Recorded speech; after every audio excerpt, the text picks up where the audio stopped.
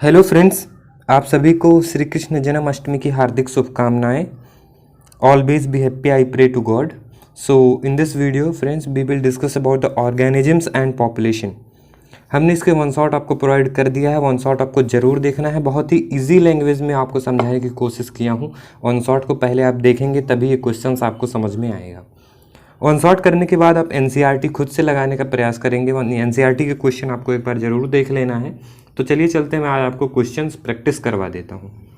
पहला क्वेश्चन है हमारा, ऑर्गेनिजम्स में बी कॉन्फॉर्मर्स और रेगुलेटर्स।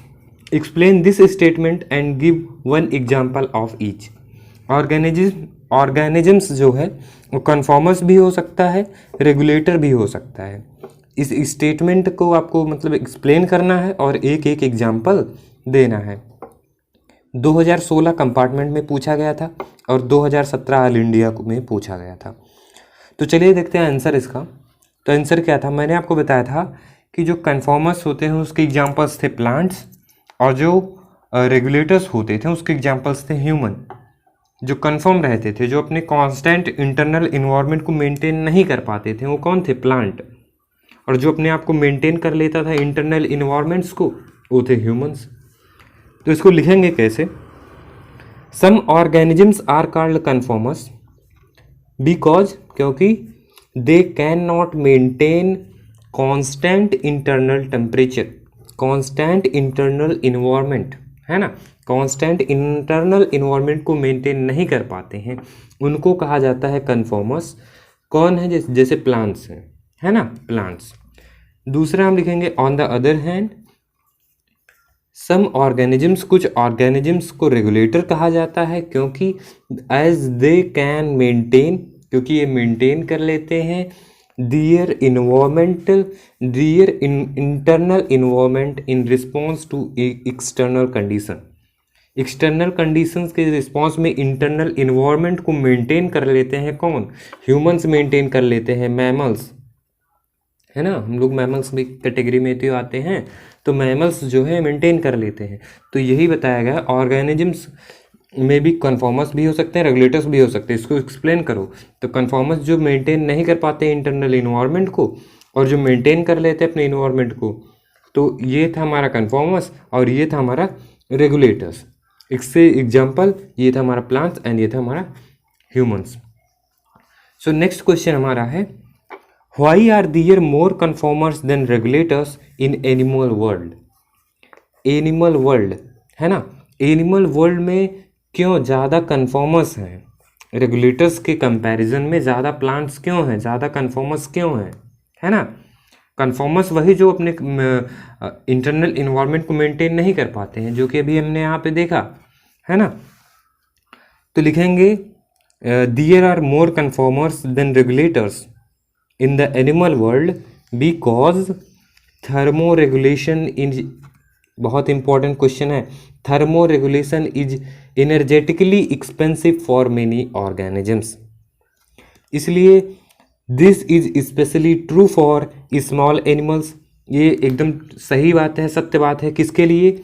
स्मॉल एनिमल्स के लिए। जैसे हुआ हमिंग बर्ड, हमिंग बर्ड्स के लिए बहुत ही सही बात है ना। कि और जो थर्मो रेगुलेशन है वो इनर्जेटिकली एक्सपेंसिव है, बहुत सारे ऑर्गेनिजम्स के लिए है। जैसे कि हमने एक एग्जांपल दे के आंसर प्रेजेंट किया हमिंग बर्ड्स का, है ना। Heat loss and heat gain is a function of a surface area, है ना। हीट का लॉस होना, हीट का गेन होना, ये फंक्शन है एक सरफेस एरिया का। इसलिए since small animals have larger surface, जो स्मॉल एनिमल्स होते हैं उनके लार्जर सरफेस एरिया होता है relative to their volume, they tend to lose body heat very fast. तो इस तरीके से आपको प्रेजेंट करना है question number second. Question number third की तरफ मैं बढ़ता हूँ। क्वेश्चन नंबर थर्ड हमारा है, स्टडी द ग्राफ, ग्राफ को देखो और आंसर नीचे बताओ हमको। तो ये ग्राफ मैं आपको दो ग्राफ से समझाया था कि एक ग्राफ में ऐसे बना के समझाया था और एक ग्राफ में ऐसे बना के, दोनों ग्राफ को मैं अलग अलग करके वन शॉट में आपको समझाया था। तो क्वेश्चन में हमको पूछा है दोनों ग्राफ एक में ही अटैच करके बता दिया है ना। इसमें हमारा क्वेश्चन क्या था? क्वेश्चन हमारा है, right the status of food and space in curve A और वी। ए और वी में फूड और स्पेस का स्टेटस बताना है। तो मैंने क्या बताया था इसमें, जो बताए थे कि जैसे जब मैं आपको वन शॉट में बताया था कि ये इसमें लिमिटेड होता, सॉरी अनलिमिटेड होता था और इसमें लिमिटेड होता था, है ना। तो इसमें हम कैसे लिखेंगे आंसर, लिखेंगे the status of food and space given below, इसके बाद एरो मारेंगे, इसके बाद लिखेंगे कर्व ए, दोनों कर्व को पूछा है कर्व ए और बी का, तो लिखेंगे कर्व ए में क्या होता है unlimited food and space, curve A में क्या है अनलिमिटेड फूड एंड स्पेस, और इसमें अनलिमिटेड था और इसमें लिमिटेड था, तो कर्व बी में क्या हो गया, कर्व बी में हो गया limited food and space. Next question हमारा है in absence of predators, predators के एब्सेंस में which one of to curves would appropriately deficits the prey population. तो इसमें तो भाई ऑफिस से बात है, कर्व बी हो जाएगा आराम से, आंसर में प्रेजेंट कर देंगे कर्व बी। थर्ड क्वेश्चन हमारा है time has been shown on X axis, ए एक्स एक्सिस है ए वाई एक्सिस है, टाइम एक्स एक्सिस पे शो हो गया, हाँ ठीक है।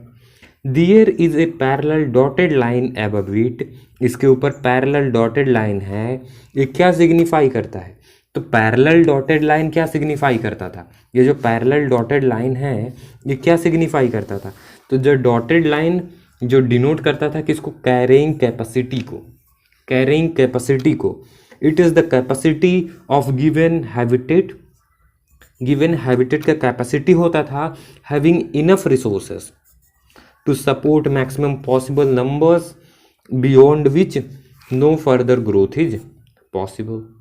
सो ये थे क्वेश्चंस। अगर मैं आपको बताऊं तो वन शॉट में मैंने आपको ये वाला टॉपिक बहुत ही अच्छे से करने को कहा है। इस टॉपिक से 100% क्वेश्चंस आएंगे ही आएंगे और 3 मार्क्स में क्वेश्चन आएगा एक क्वेश्चन यहाँ से। अब ये क्वेश्चन नहीं हो सकता कि यही क्वेश्चन आ जाए, इसी टाइप के क्वेश्चन आएंगे।